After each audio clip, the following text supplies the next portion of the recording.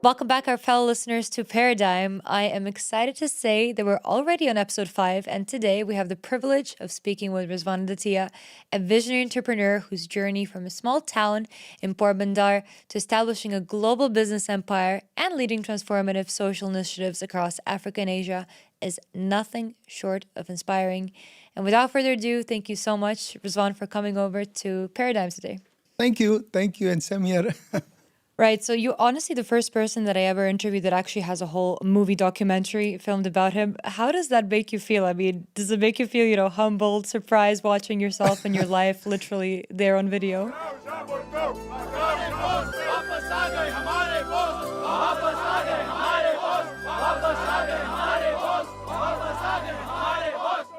First of all, thank you very much for having me here with you. Right. And yeah, it's a big surprise, and it's nice for me. So thank you very much. Yes, we're here to delve deeper into that story now, obviously. And basically, I want to see your entire journey and your entire life. Where did it start and now where you're at? So if you could just begin with obviously telling me a little bit about your childhood. And I know it's a very interesting story there, how you got to where you are today. Yeah, I'm originally from Porbandar, India, where legendary Mahatma Gandhi was born. And my humble beginning is my father was selling peanuts, and we have 7 siblings, so 9 members of the family. He was the only one source of income. We were very young and very small, and I was the youngest child. So there was no motivation for education, no motivation or support for the education. So none of us in our family gone to the good school or had a good opportunity for the education. So that was my childhood. And age of 15, I left the school after failed the 10th, and I started working. And 1985, my first salary was 175 Indian rupees, equivalent to 10 US dollar per month. From 9 morning to 9 evening, I was working very hard. So that was my beginning, and today I'm in front of you. Right, right. We really need to hear that story, though. How did it happen? I heard that you've transferred yourself to Africa at a certain point, right? Yes. Age of 17, I got the opportunity to go to DRC, Congo, with the salary of $200, so 20 times more what I was earning in my hometown. And I went in Africa without education, without any opportunity. But then I struggled a lot in Africa. I had a lot of challenges I had to face because of financial and education-wise, lack of education and all these things. So, but one thing I learned in very childhood, that I have to dream. Right. No matter what I have been doing, no matter what I'm passing through, one thing, whatever you want in your life, you have to dream it. Right. And that I learned with the very childhood, and I started dreaming what I wanted in life. And this was helping me a lot to grow in all these challenges. And Right. I'm Visualizing here. and manifesting it at the end of the day. Yes. Right, so you moved to Africa. Tell me, what exactly did you do there? Because after that, we have the formation of COGEF Group, a vision, right? How did all of that kind of take place?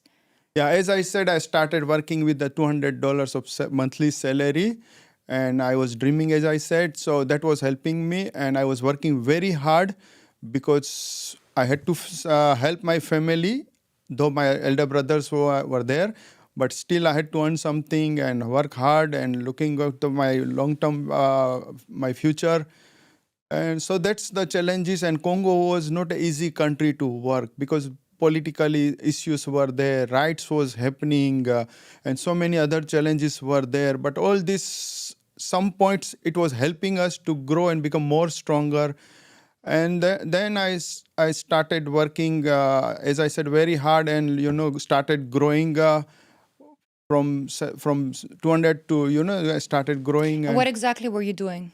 I was working at the beginning. I was working as a shop assistant manager in the shops in one of the stores there, and then slowly, gradually, I become the store manager. Then I become the manager of the area. So the way I was growing, and then become my manager for the entire city. and after that I become manager of the region. So that's the way slowly, gradually I was growing. We're talking about a supermarket chain, right? Yes, yeah, we have a supermarket chain. We started from the small store, and then we grew, and then I was growing also as the With company the was growing. right. Yes. So where did COGEF Group and Envision Exports come in all of this? Yeah, that's as I said, I was growing and working very hard, and dreaming was the most part was helping us. And COGEF Group we started in 2000 in Congo, then moved to Mozambique, and slowly, gradually we started diversifying our risk and opening more business in other countries. So today, to cut the story, we have a business in 10 African countries, and we have over 4,000 employees, and I'm the chairman of that group. And Vision Export is a UAE company. It looks after all the exports from all around the world to Africa. Right. And what would you say were kind of the biggest challenges in this entire expansion that you've placed? Yeah, the biggest challenges we are passing through most is rights, plus geopolitical also. It was affecting Africa, and so many other challenges. There's a shortage of food. There is that political issues were there. So all these challenges were there. But as I said, we are looking long-term vision and long-term planning. So somewhere we are losing, other way we are growing. So it was helping, and we were trying to balance our life. So it was helping us to move ahead. Was there any specific ways that you overcame them? Yes. Because I mean, when you talk about geopolitical issues, it's something that's completely out of our control, right? Yeah, that's out of control. What do you do in that situation? Yeah, we have to bear with this. We have to accept the challenges, as we learned, to accept the challenges. Right. Plus, trust yourself. It was helping helping us a lot to grow. So challenges were there, but since started, we learned and we passed through challenges and we walked through challenges. So it was helping us to convert into opportunities. Right. So all these challenges of rights or geopolitically or political issues were helping us somewhere to look at the long term and continue with all these challenges and move ahead. It's important for people to be agile and adaptable, especially your staff, right? Yes, we have to. In these situations. Yes, because now it's become normal, this situation, and all around the world we have been seeing now passing through all these challenges. So is it not in your control? So what you can do, you can control yourself. Right. You cannot control the outside, but at least you can control your inside. And then have a plan. Yeah, you have a plan, and you become more stronger to fight and win these challenges. Right. Now, I do want to be a bit blunt with you right now. There's a lot of critics that argue that when you expand so rapidly, you start losing on the quality, right, of the business and of the work. I just wanted to ask you, how do you ensure that you've always, kept that consistent standard of your products, of the life of your staff, the working quality and the working conditions? Since the beginning, we have learned to have the professionals in our team, where you can maintain and you can control all this. Either is a product quality you are talking about, or consistency you're talking about, or service to the customers. All this, you have to have the right people on right place. Plus, our system is to hire the local people from the local communities, because they are from the communities, and our customers are also the local people. So it's become more easier for you. So that's why we try to hire the professionals. We have and plus we give the ownership to our team. Right. So they can take the decision, they can look after all these things. So we overcome and we try to maintain and the quality controls or service we make sure that we are giving the right time, right service to the customers. Right, which is extremely important, right, at the end of the day for any entrepreneur. Yes. Now, I obviously want to touch upon your philanthropic work here in this interview today. So I have the statistic here that you've touched over 600,000 households in your career and in your life.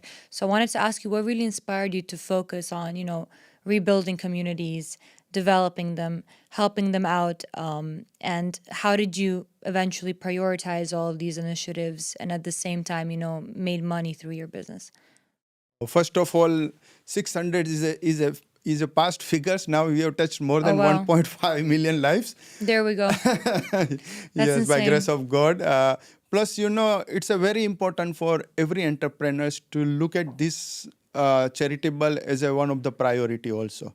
Because to make money, yes, you have to work hard and make money for your family, for your future, your children's future. But other side, you have to have your balanced life to help the people around you also is a very important. And that we learned from our childhood, from our fathers, grandfathers, from our religious gurus, that we have to look after the neighbors or people around us and make sure they're also growing, their quality of life also improving.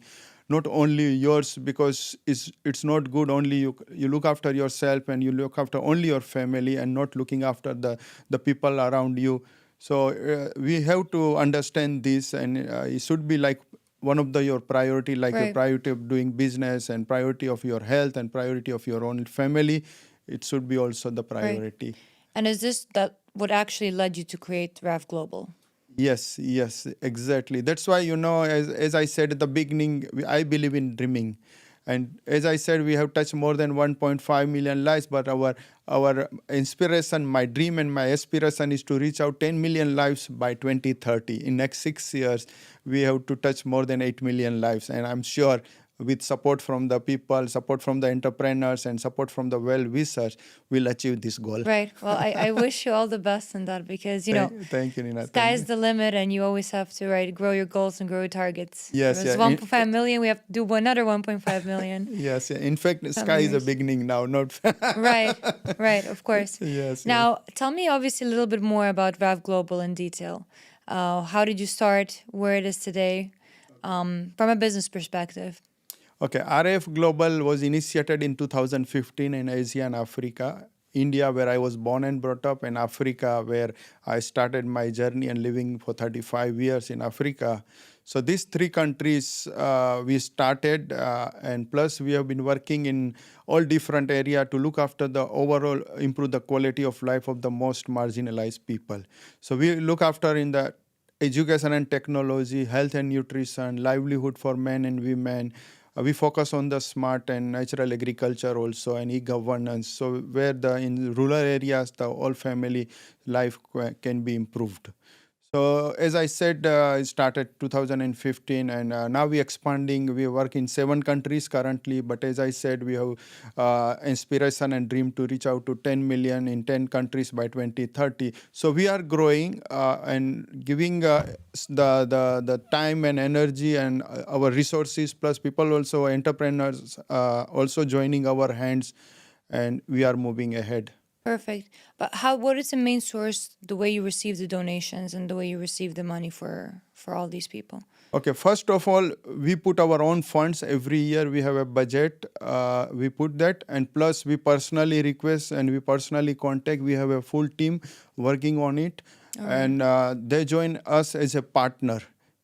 We're not doing like fundraising for the charity. We're doing requesting the entrepreneurs to join, or individual also to join as a partner for the projects. Okay. So they also feel, okay, this is my project or this is our project. So and they feel also proud, and they feel also happy to see the results. They see the result and the benefit and impact in lives of the people also. They feel proud and humble also. I had an interview a couple of days ago where my client told me that basically she believes that it's important not for entrepreneurs after they've created the business to kind of like put money aside and say, okay, now I'm going to give this to charity, but let that already be part of a business plan. Giving money to charitable work, being a good philanthropist, that should already be part of the business plan of any company. Would you agree with this? Yes, I would 100% agree. Because when I got the first salary in 1985, as of 15, I started sharing from my salary. And it was giving me, I was feeling proud and I was feeling blessed. I'm sharing what I'm gaining. I remember your story of the medicine. Yeah. Could you please tell our viewers that story? Because it's honestly very beautiful. Yes, sure. One day I got my salary. It was around 10 o'clock at night because I was working from 9 a.m. to 9 p.m. So I was going home with the smile on my face because I got the salary. And one old person stopped me and asked me for the pharmacy. Where is the pharmacy or medical store? So I guided him, but he was from the village, and he didn't know, and pharmacy was quite far away. So I said, okay, let I take you there, and I took him there and requested the pharmacy medical store to give the quickly medicine because his grandson is very sick. So the store made the bill 110 Indian rupees, and this old man took out money from one pocket and another pocket. It was 70 rupees. So there was a short of 40 rupees. Didn't have enough. He didn't have the enough. So the store guy won't give the medicine because he's doing business. He's not doing charity. So I was behind that old man, and I heard the conversation. So I stopped him, and I took out my old salary, and I paid the bill of 110, and balance money I gave this old man. So, and Beautiful. while going, I saw my house. If something happen or if you need more help in future, you can come and ask me. And I dropped him at the hospital. He said, "God bless you." He didn't say anything. He Right. just said, "God bless you." And that night I couldn't sleep even. I was feeling so happy. I was feeling blessed. I was feeling something different. It was like illuminating my Definitely. heart. I said, "Oh my God." Then that day, it was November 1985. I remember the month. And that day I decided that my life I'll devote to the people who are Giving. in giving. That's why my slogan is human for humans. Right, right. But what do you think are the main factors, let's say, that you need to bring in to live the communities that you live in? Yeah, it's a very important because you are part of the communities. So you have to be part of the communities in all areas. You Right. cannot separate yourself and saying, okay, I'm on that level, that the person is sitting down is in this level. No, you have to try to balance where you can enjoy your life. And do you think as entrepreneurs, you absolutely you need to have that target in mind at all costs to build the community that you're a part of, to build that sector that you're a part of?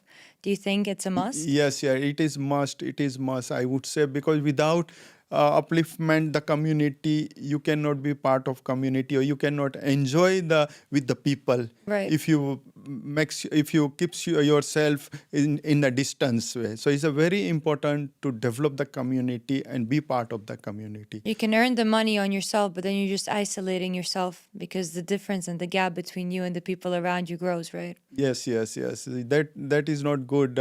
So it's better to have with the people. And plus, you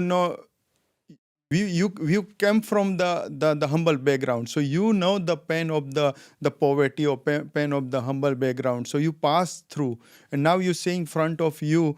The people are there, still they are in need and they are suffering or they are passing through challenges, and you are part of these people. So you have to try to help them and be with them. Right. It's a very important. It's one of the priority. Like making money is fine, but making money with the objective of giving back to those communities is a very, very important. But do you think this is something that's really embedded within the Indian culture? Or would you say that your government can do way more at this point to really help the community? Okay, government do their parts. They do their best, whatever they can. But our responsibility is there because we are part of the country. Now, it's a very important, it's a moral and social responsibility to uplift the country and uplift the people of the So it's about the citizen. rich within the country. Sorry? It's about the rich within the country that have to help. Yes. We have to, because money, you are not here forever. You have a time limit, right? So it's a very important to be alive in the lives of the people. And there is only one way to get the people to be in the people's heart is by helping them. Right. There is no other way. You can go to mosque, you can pray, you can do whatever you want to do mosque, but still you will not heart of the people. Only you can be heart of the people by helping them, uplifting them, bringing their smile on their faces. Because it's our responsibility to make this world better place to live. Definitely. And only one way is to uplift the people's quality of life. That's Right. only way you can be alive, and you feel yourself proud, and you feel yourself you are blessed with the resources, and but using your resources on the right way. Definitely. Yeah. Now, any advice that you would give to all of those young entrepreneurs out there that are aspiring to be like you one day? Young entrepreneurs, I would say, because when I started, I was very young. My journey started from age of 15, but in Africa was more, I would say, age of 17. So dream big is the first priority. Whatever you want to achieve in your life, just dream it. Working hard, be honest to yourself and others is also important, because don't look at the short term, just look at the long term. Everything look at the long term, and try to save your energy as much as you can, with the positive thinking and positive approach in life. That's also very important, because today's, people, especially the youth, get into the bad habits and friendship like that, and many issues are there, we know, for the youngsters. So you have to try to be separate yourself from the environment which is not right for you, right? Right. So it's a very important to develop your right, because youth is a blessing age, is a foundation of your future life. Right.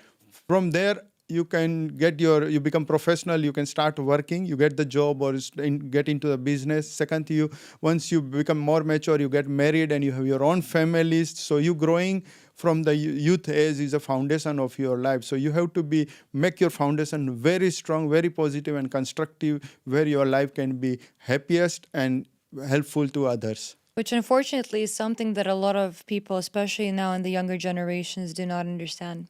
Yeah, but And do not grasp and are mature enough, let's say, to grasp. As you said before, they're all focusing on breakups and patch-ups, right?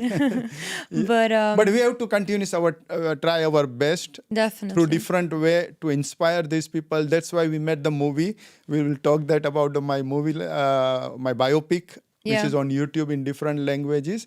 So that is the important. Is our responsibility, and we have to continuously try to help the youth. Right. Whatever way you can. In India, when I started in 2015, my journey, I was going every month to India just for my foundation.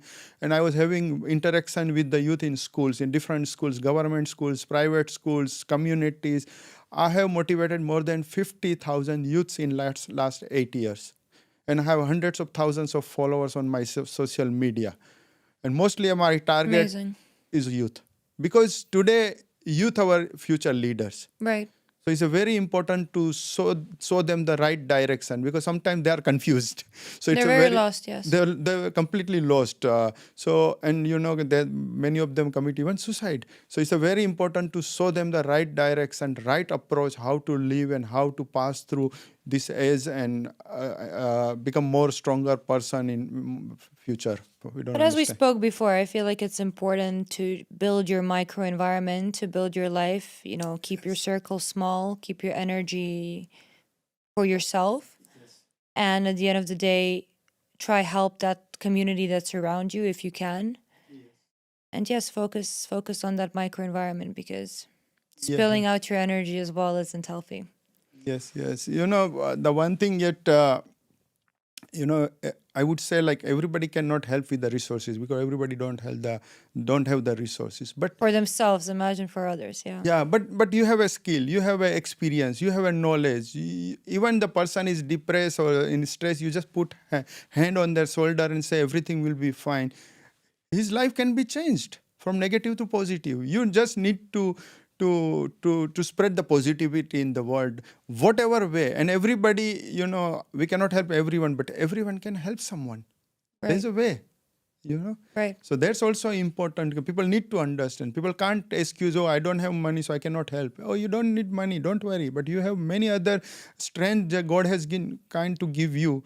Use that strength, whatever you have. You are educated person. Help the poor people with your education and bring up his life with the education. Right. So you can do that. So everybody can do, small act and small part, their part to help the world. Whether it's education, whether it's words of affirmation, even as you said, motivational speaking, I feel like all of these things can lead to a better Exactly. tomorrow. Now, since our podcast is called Paradigm, I have to ask you this question. I mean, we are living in this constant shifting paradigm, especially here in the UAE, where like the business landscape is so ever evolving, changing, and you have to be adaptable. Where do you stand with your, companies that you have? in this shifting paradigm? How do you make sure that, you're constantly evolving with the time that is constantly, changing, with new trends being set? As you said, AI is coming out, this, that. How do you make sure you're keeping up with it? Yeah, with the technology, with the right people on the place. And our system, as I said at the beginning, is a good to hire the people from the community, from the different cultures, from the different ideas, from the different countries.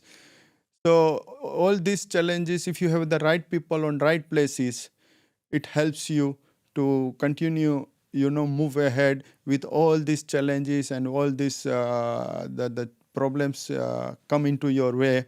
You can overcome, you can pass through, and you can continue grow, and expand your. So it's about educating the people in the right way, and training them right too. Exactly, right people on right place, and plus motivate the people, like give them ownership, and make sure you're using your technology with the best your ability, plus compliant with the government rules and regulations, also important, because you have to have that Support system and work with the government. Compliant is it helps also to be on the system. So all these things you have to think, and you have to continue monitor the situation, and continue with work with the team. And I'm personally involved with the with the all senior team in Africa, whether in UAE or in RF Global in India or in Africa. I'm continuous be with them and work with them, and we always discuss. We have meeting regularly, we have discussion regularly. We always looking for long term and see how we can continue expand and grow. That's why I said my inspiration and dream to reach out 10 million. That's not it's a RAF global team. Yes. The aspiration and dreaming, right. Not only me doing. And we wish you the best of luck. I really hope that you manage to achieve your goals, and I'm sure you will. Thank you. Thank you sure very you will. much. Yeah. Now, one last final question from me before we move on to our audience questions is, if I could give you a time machine and you can go, all the way back in time, what would you tell the younger version of yourself? I mean, I'm sure you've done everything in the best possible way, and you were a very matured kid. But if there's one thing that you could tell yourself that you could have done differently, what would it be? Okay, if you want to be successful in life, you have to be work differently, little bit. So what I done when I was young, I had a balanced life, because you have to have the balanced life. You have to look after your health, give us a priority, and make sure you growing with your good health and strong. Then you have to have a family unity is a very important, because where you get the blessings and where you get the peace of mind, because today's world, so many challenges. Definitely. Domestic challenges going on, and people are more passing through challenges, not the outside but inside the house. So it's a very important to be with the family, with the parents. And third thing, you have some moral and spiritual responsibility. Also try to also work on it and see what your responsibility is there for your soul. Because we have a body, mind and soul, 3 components, and all are interconnected. So if you are missing one thing, affecting all other things also. So it's a very important that you can focus on your spiritual journey. Spiritual state, yes. Yes. Meditation is a big way, and there are so many different kinds of the meditation are there in the world. But very simple meditation, which I have been doing last 40 years, also is important. You meditate, yes? I do every day. I spend around 4 hours to myself in meditating, development of power of subconscious mind, and visualizing. I visualize the future also. Plus, I do yoga every day for 45 minutes, at least 6 days a week. Yoga also, because it helps you to, you need. That's why I'm saying it's a very important to have your balanced life. Give the priority to health, give the priority to your family, give the priority to your spiritual life also, even small 5-10 minutes also. And last not least, but very important, your professional life. You have to be like very positive, very constructive in your in professional life also. You have to learn. You learn more, you earn more. There's a very simple concept. Right. If you don't learn more, you will stuck somewhere. Because today world is growing so fast, technology is growing so fast, and people losing job very easily because of the technology. Technology is taking place of the people. So you have to learn, and you have to continuous learning, lifelong learning, we can say, is a very important today. Definitely. When would be the perfect time during the day to meditate, in your opinion? I think morning is the best time before sunrise. We're still in those beta states, right? Wavelengths. Because there's we call in India we call Brahma Murat, which is a very spiritual and very powerful, which I learned as of 14. When I was as of 14, I understood because I had a habit of reading holy books. I had read Quran, Bible, Bhagavad Gita, and many other religious books I have read, and I have been reading, in fact. And I learned as of 14, the morning time is the best. So I started waking up at 3 a.m. and practicing meditation. So last 40 years, I have been maintained this discipline, getting up 3 o'clock in the morning, and first 4 hours, I practice meditation, visualization, development of power of subconscious mind, dreaming big, and yoga and walk. That's wonderful. Yeah, that's my most priority today.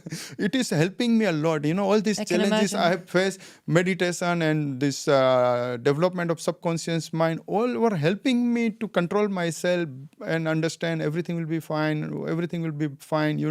and all challenges be converted into opportunities. And correct me if I'm wrong, when you manifest and support it, that your thought combines with the feeling right inside of your body. And this is when meditation and manifestation takes place, is when you give a feeling to a thought.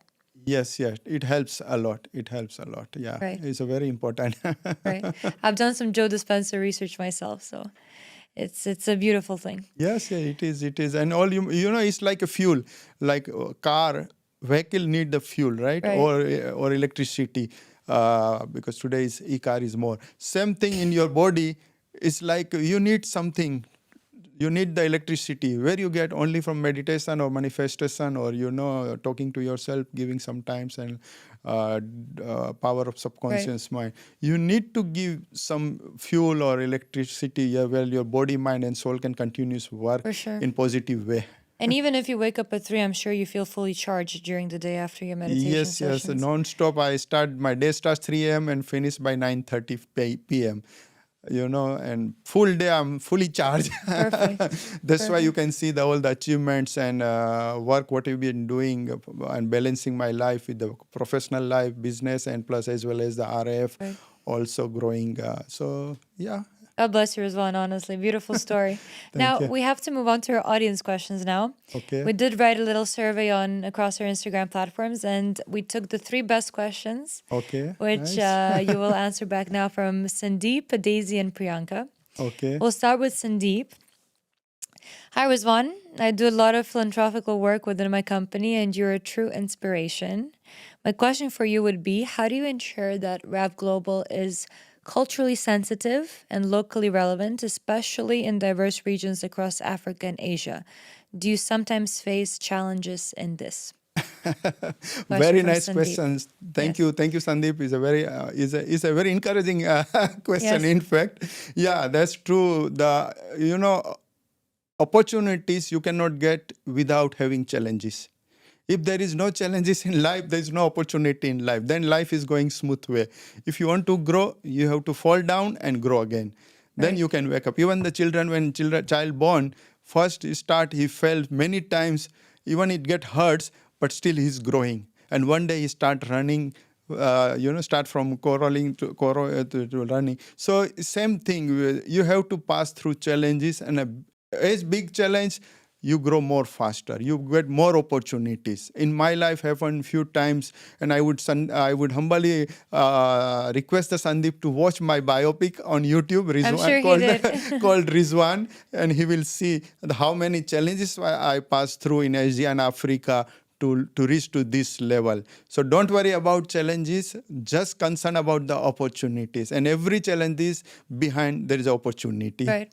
And I'm sure in Asia and Africa, there was a lot of culturally sensitive topics that you had to overcome. So. Yes, it's there because all different culture. You have to work with the community with their cultures. Then only you can win their hearts. And once you win their hearts, it's become opportunity for you. So it's a very important to look them first before you look to yourself. But now I'm interested. Do you see a lot of differences in the culture that you have, in India and the one that you face in Africa? Yeah, different culture is there because, of course, very different culture. But you before you give to anything to their culture, you learn their culture. Then only you can integrate with them. And you see how. you Yeah, can you integrate. need to see how you can integrate with them, how you can learn their culture, and then you become part of their culture and part of their family. Right. Because I left India with my culture, now I'm in Africa in their culture. I have to be with them, not I expect them to be my culture. Because I'm one and they are communities. Right. So I have to be enroll in their community and learn their culture and then work with them. That become opportunity for you. Right. Next question from a Daisy, all the way from Africa. Oh, okay. Hi, Rizwan. Looking ahead, what do you believe are the biggest opportunities and challenges for social entrepreneurs in the next decade, particularly in the regions where RAF Global operates? Okay, challenges will be there. The world, the way is growing and the passing through, and now the war and other challenges are in the world is growing. So it's there everywhere. This challenges is there. So it's as I said, you have to deal with, you have to work with, and you have to overcome the challenges. So it will be there always. You don't need to worry about the challenges, and you don't need to worry about anything else. You just need to look at the positive side of the working what you have been doing. That's I learned and I have been implementing in my life. I just look at the positivity. Even the 90% is their negativity, but I look the 10% of positivity and see how I can help them to grow from 10 to 20 to 30 to 50 or more. Right. So it's a very important to look at the positive side of the everything what you do. Right. Then only you can be positive. Right. Well, Daisy, hopefully that answers your question. Last but not least, we have Priyanka. Okay. Hi, Rizwan. Is there one memorable moment that took place that really changed the way you view the world? There are many, but as I said, the medicine one, because when that time I was young, 15 and a half years, my age, and that time this incident completely changed me to see the world. That's why that time I decided to devote my whole life to upliftment of the peoples. And though I was passing through humble background, I was passing through so many challenges. We didn't have even sometimes food. Sometimes we sleep hungry that young age because father was only a source of income and we were all young, and he was just selling peanuts. Sometimes can't have money. Right. So, but that was us. It still remain here in my heart. 40 years back, what I was, and today what I am. Right. So, but that incident changed completely my life. Though there are many other incidents happen in my life, but that was the best incident. Very young age, and help for the small medicine. I'm sure that child was saved by this medicine, and that's why still I'm getting that blessings Yeah. from the universe. But Priyanka, you have to listen to the beginning of the podcast when Rizwan did tell us the story about the medicine. But yes, that will answer your question. It's a beautiful story. Well, Rizwan, that's it from my end. Is there anything else that you would like to add or mention? Any sort of last minute messages for our audience? Okay, last minute messages to the audience. I will repeat again the one thing that please don't pass a day without helping someone. Whatever way, even with $1 or 1 cent of the dollar, or even that you don't have, see what you have. You have a strength, you have a education, you have a skills, you have a whatever you have. Look around you, especially in your neighbors or in your surrounding you, and see how you can help. And plus the entrepreneurs and businessmen, I would say, please give the same priority as you give the priority to your business to grow. Look at the social development work. No, I wouldn't advise go for the charity. See how you work for the social development, how to improve the quality of life of the people. Because once you give the food, they can eat, and next day they will forget again the hungry. Rather than giving the food, see how they can earn the food themselves, so that will be the sustainable their life and their quality of life improve. Right. And third thing, I would request the people focus on the students' education. It's a very important because the way the technology is growing, the way AI and other technologies coming, so many Africa and Asia, many countries, children's not getting any opportunity to understand even, they don't know even the technology or AI or to see how you can reach to that people, because we as a RF working only in the rural area, the last mileage of the villages in India and Africa. You can check our website, you can check on social media, you'll find the how far the villages are. We had built one school in Africa, in Mozambique, is a 1200 kilometers far from the capital. We even couldn't we went Find with the a by road. car. We stuck in the middle, and then we requested the helicopter to come and lift up and reach No to the way. school for the inauguration. So because you don't need to see the people you building the school, you need to saw the God. And there where you get more opportunity and more energy from him, when you saw him rather than showing the people to building the schools. In 1200 kilometers, no one is going there to take the picture, or no media will go there to show, oh, the RF built the big school here in this, because they can't reach there. No one reach there. Where you feel yourself proud and humble and blessed, where you build the school in rural area where no one can reach, only the students of their area can enjoy and benefit from that school. Right. So that's the last word. Right. Rizwan, thank you for this beautiful interview, for all your messages, for all your motivational talks and Thank you. inspirational stories. It was a pleasure speaking to you. Thank And you. I hope to see you again very soon. I'm sure I will. Thank Best you, of luck thank to you. you, and keep your face smiling always. Thank you. I will. It's always there. Rizwan Adatia's story is a testament to the power of entrepreneurship, not only to create economic value, but also to drive positive social change on a global scale, which is something so important in today's crazy and unfortunately unpredictable world full of events that aren't always so positive and pleasant. His emphasis of innovation, collaboration, and long-term sustainability should serve as a guide for current and future generations of all entrepreneurs and philanthropists out there. As we conclude our conversation, we're reminded that true leadership transcends business success, and it lies in the ability to really make a meaningful impact on the world. Stay tuned for more thought-provoking discussions and inspiring stories in our next episode of Paradigm. Like, share, and comment your thoughts on this episode, and stay tuned to Entrepreneur TV Middle East for more inspiring stories. Until then, you know the drill. Keep innovating, keep evolving, and keep reshaping the future. With you was Mina Vucic.